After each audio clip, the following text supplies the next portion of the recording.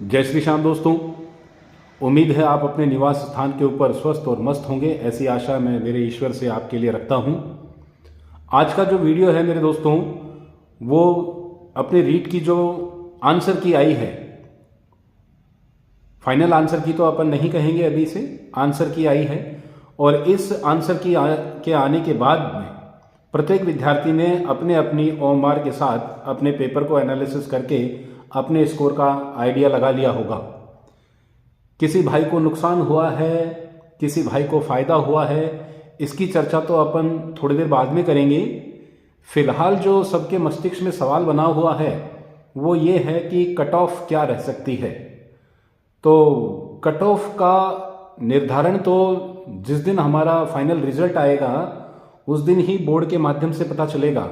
लेकिन हाँ, हम सभी प्रयास कर रहे हैं और कहीं ना कहीं सभी मिलके ये जानने की कोशिश कर रहे हैं कि कट ऑफ किसके अगल बगल में रह सकती है, कि क्या लगभग अंदाज कट ऑफ का हो सकता है।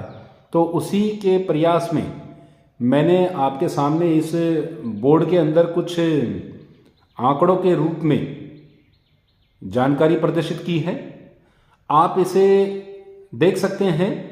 ये पूरा बोर्ड मैंने एक तरीके से फिलअप कर रखा है, लेकिन ये क्या है, इसमें किस बात का उल्लेख किया गया है, इसको जानने के लिए आपको ये पूरा वीडियो ध्यान से देखना पड़ेगा।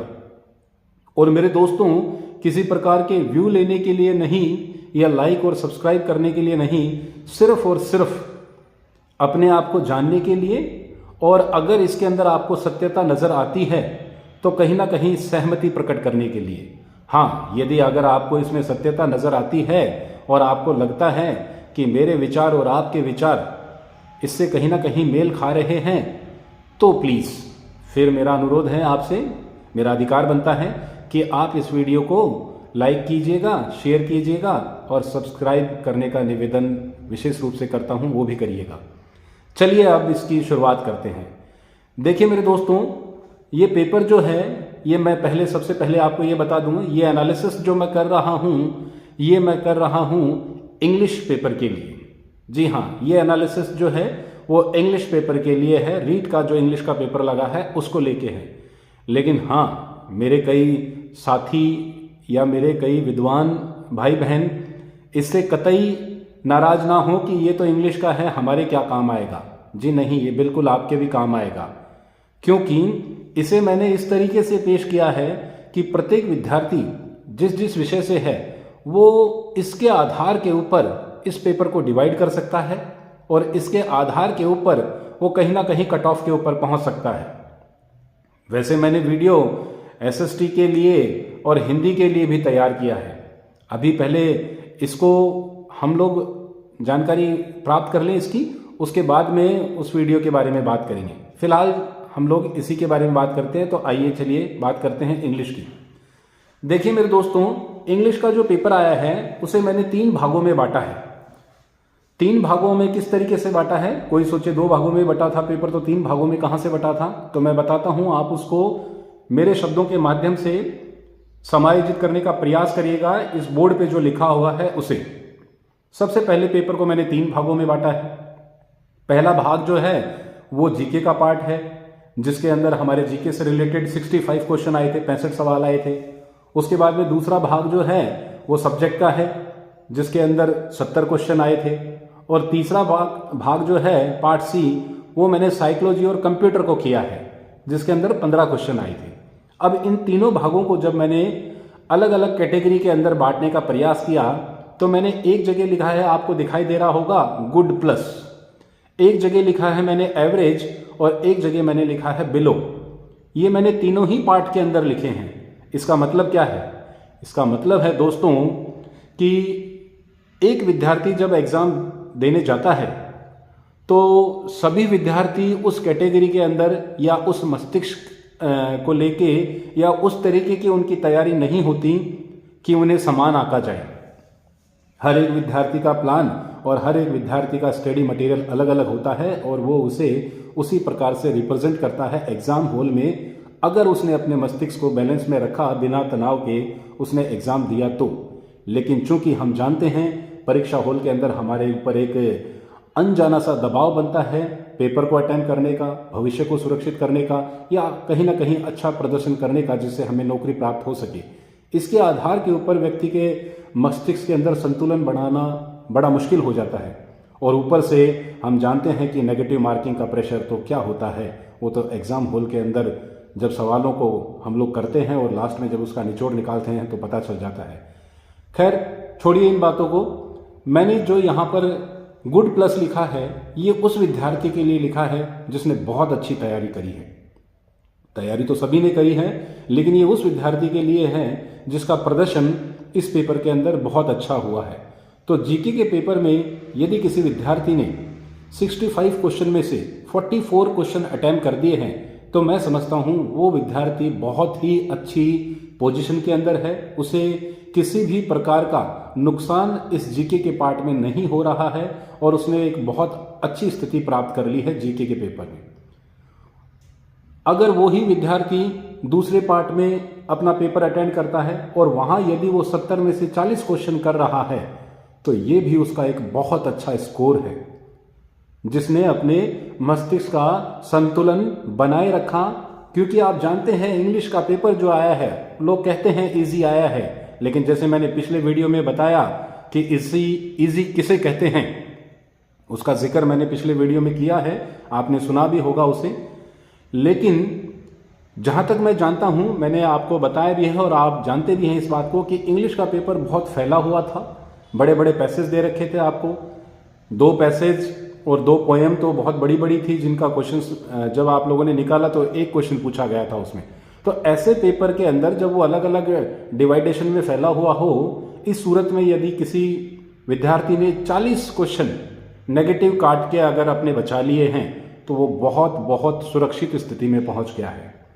इसी प्रकार से यदि मैं तीसरे पार्ट की बात करूं साइकोलॉजी और कंप्यूटर के अंदर, तो जिस विद्यार्थी ने साइकोलॉजी में जो 15 क्वेश्चन आए थे उसमें से 10 साइकोलॉजी के और 5 कंप्यूटर के, उस साइकोलॉजी के पार्ट में मैं समझता हूं कि उस विद्यार्थी ने जिसने अच्छी स्थिति प्राप्त कर रखी है उसने 7 क्वेश्चन अटेंड कर लिए होंगे। और कंप्यूटर में ज़्यादा गुंजाइश मैं रखता नहीं हूं, चाहे वो एवरेज विद्यार्थी हो, चाहे वो अच्छी श्रेणी का हो या वो बिलो श्रेणी का हो, इसमें करने लायक सवाल कंप्यूटर का केवल एक ही था जो मैं समझता हूं किसी का सही हुआ होगा। इसके अलावा तो बहुत रेयर चांस है कि किसी ने कंप्यूटर के क्वेश्चंस किए होंगे। तो इस प्रकार से यदि मैं 44 क्वेश्चन गुड प्लस वाले को और 40 क्वेश्चन सब्जेक्ट के अंदर और 7 उसे साइकोलॉजी में देता हूं और 1 प्रश्न उसे कंप्यूटर में देता हूं, तो ऐसा मैंने लिखा भी है, आप देख सकते हैं। जहां मैंने टॉप लिखा है उस टॉप के अंदर मैंने 44 प्लस 40 प्लस 7 और प्लस 1 ये लिखा है। इस प्रकार से ये आपके टोटल प्रश्नों की संख्या बनती है 92 क्वेश्चन। तो क्या इसका मतलब 92 कट ऑफ रहने वाली है जनरल कैटेगरी की? जी नहीं, 92 कट ऑफ नहीं रहने वाली है। ये 92 नंबर क्या है? तो इसके सामने आप देख रहे होंगे एक फिगर लिखा हुआ है 500। तो मेरे दोस्तों मैं आपको बता दूं कि 92 प्लस जो विद्यार्थी होंगे, ऐसी बात नहीं कि इससे ऊपर ज़्यादा नंबर नहीं आ रहे होंगे विद्यार्थियों के, हो सकता है किसी के 110 भी आ रहे हों, किसी के 120 या 125 भी आ रहे हों, किसी के 115 आ रहे हों, लेकिन 92 प्लस विद्यार्थी राजस्थान में कितने होंगे मेरे दोस्तों? तो मैंने यहाँ ज़्यादा से ज़्यादा जो संख्या मानी है इंग्लिश को ध्यान में रखते हुए वो 500 विद्यार्थियों की मानी है। ये 500 विद्यार्थी ऐसे हो सकते हैं जिनके 92 प्लस क्वेश्चंस सही हो गए हों, लेकिन कट ऑफ का निर्धारण इस संख्या से नहीं होता, ये तो टॉपर है। तो फिर जनरल की कट ऑफ कहाँ जाती है? तो मेरे हिसाब से जो मैंने गुड श्रेणी बोला है उस गुड श्रेणी से अगर मैं प्रत्येक में 1-1, 2-2 सवाल कम कर दूं तो मेरे दोस्तों ये मेरे अनुसार 87 से लेके और 91 तक जो नंबर आ रहा है ये जनरल की कट ऑफ लगभग रहने वाली है। 87 नंबर वाला विद्यार्थी निश्चित रूप से मैं ये कह सकता हूं कि वो दौड़ के अग्रिम पंक्ति में है, सबसे फ्रंट लाइन के अंदर वो बैटिंग कर रहा है। तो 87 से 91 जो नंबर है वो जनरल की कट ऑफ है। इसमें आप बड़े वाले अंक को कतई ना माने, जो छोटा अंक मैंने लिखा है इस 87 इसके लगभग आपकी जनरल की कट ऑफ रहने वाली है। अब नीचे बात करें ओबीसी और ईडब्ल्यूएस, तो ओबीसी की कट ऑफ को यहाँ पर मैं 78 से 81 सवाल जिसके हो रहे हैं भाई बहन के, वो ओबीसी में सुरक्षित मान सकता है अपने आप को, निश्चित रूप से उसका सिलेक्शन होगा। ईडब्ल्यूएस की बात करूं तो इसमें मैं -2.5% और कर रहा हूं, तो 2.5% और अगर इसमें से कर देते हैं तो 75.5, लगभग 75 से 76 अगर किसी के क्वेश्चन सही हो रहे हैं तो ईडब्ल्यूएस सुरक्षित है। वैसे लगभग दायरा रहता है ओबीसी और ईडब्ल्यूएस का, लेकिन यहाँ -2 की गुंजाइश है। एमबीसी की बात करूं मैं तो एमबीसी को 73 से लेके 75 का स्कोर यहाँ मैं दे रहा हूँ। ये स्कोर मैंने कहाँ से लिया, तो ये स्कोर मैंने लिया है मेरे दोस्तों जो गुड के बाद में एवरेज स्थिति आ रही है। आप देखेंगे एवरेज मैंने 32 लिया है और 32 से 44 के बीच में जो स्थिति बनती है वो एवरेज के रूप में मैं लेके आ रहा हूँ। एवरेज किसी का पेपर, जैसे मैंने आपको बताया कि आपका पार्ट जो ए है जीके का, उस पेपर के अंदर हर एक विद्यार्थी ने नेगेटिव को ध्यान में रखते हुए अपने पेपर को अटेम्प्ट किया है, तो उसी को ध्यान में रख के मैंने इसका अंकों का निर्धारण किया है। आगे एक बार आते हैं, पहले कुछ बातें बताने से पहले मैं 2-4 बातें और बता दूं एससी और एसटी के बारे में भी। एससी की जो कैटेगरी मैंने बनाई है वो मैंने एवरेज स्टूडेंट को ध्यान में रख के बनाई है। एवरेज का यहाँ नंबर आप देख रहे होंगे, जीके के अंदर 32 क्वेश्चन जिसने सही किए हैं वो एक एवरेज स्टूडेंट है। 28 क्वेश्चन अगर इंग्लिश में काट पीट के कर दिए वो एक एवरेज स्टूडेंट है। और 15 में से जो कंप्यूटर और साइकोलॉजी के हैं उसमें से साइकोलॉजी में से 4 क्वेश्चन अगर किसी के सही हो रहे हैं काट पीट के तो वो एवरेज की श्रेणी में आता है। और कंप्यूटर में जैसा कि मैंने पहले बताया केवल एक ही प्रश्न की गुंजाइश में समझता हूं। तो इस प्रकार से अगर 32, 28 और 4 और 1 को काउंट करते हैं तो ये 65 क्वेश्चन होते हैं। अगर एससी कैटेगरी के अंदर कोई भाई बहन 65 क्वेश्चन लेके आ रहा है तो निश्चित रूप से उसका सिलेक्शन मानिए 65 से लेके 68 के बीच में भगवान ने चाहा तो इसी के अगल बगल में कट ऑफ रहेगी। मैं ज्यादा प्राथमिकता 65 क्वेश्चन को दे रहा हूं। अंतिम कड़ी के रूप में जो एसटी कैटेगरी है मैंने उसे रखा है।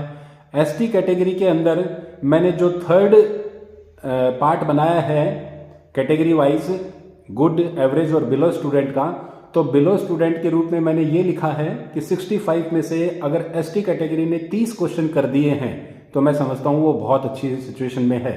और सब्जेक्ट के अंदर 22 क्वेश्चन जिसने कर दिए हैं, 22 से ऊपर भी मुझे पता है बहुत सारे विद्यार्थियों ने किया है, लेकिन जैसे कि मैंने यहां पर एक कैटेगरी के अकॉर्डिंग मार्क्स को लिखा है कि इतना तो प्रदर्शन किया ही होगा।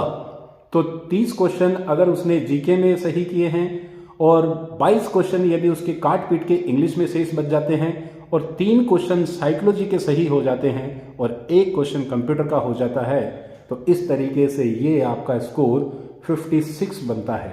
अगर 56 क्वेश्चन एसटी कैटेगरी में किसी भाई और बहन के सही हो रहे हैं तो निश्चित रूप से उसका सिलेक्शन है। मैंने यहां पर 56 से 58 का जिक्र किया है। अब यहां कोई मुझसे यह सवाल कर सकता है कि आपने एसटी कैटेगरी को इतना नीचे क्यों रखा है, तो मैं मेरे तमाम विद्वान भाई बहनों से कहना चाहूंगा, मेरे दोस्तों बहुत से लोगों को तो यह भी नहीं पता कि एसटी के अंदर सीटें कितनी हैं। उन्होंने जो कट ऑफ का दायरा या कट ऑफ का जो अंदाज बनाया है वो सिर्फ एक संख्या को मान के, आइडिया लेके और उसके आधार पर बना दिया।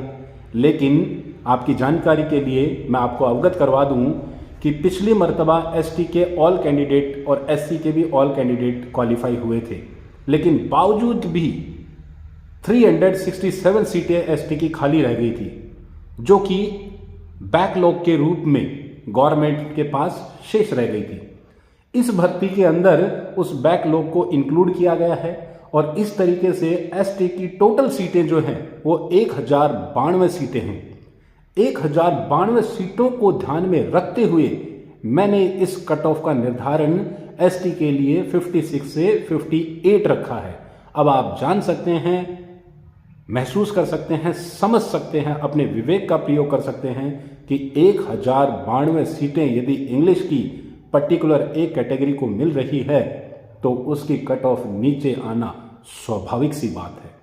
और मेरे दोस्तों, ये सारी की सारी बातें सत्य क्यों हो रही है, तो इसका सबसे बड़ा कारण जो है वो आप लोगों ने बहुत अच्छे से अब तो समझ भी लिया होगा कि प्रत्येक विद्यार्थी इस कट ऑफ को बहुत ऊपर लेके जा रहा था, लेकिन आंसर की आने के बाद में हर एक विद्यार्थी को और हर एक विषय के अंदर ऐसा हुआ है कि उसके अंकों में कमी नजर आई है। प्रत्येक विद्यार्थी के प्रश्नों के अंदर कहीं ना कहीं 3-3, 4-4, 5-5, कईयों के तो 10-10 प्रश्नों का भी परिवर्तन हो गया है।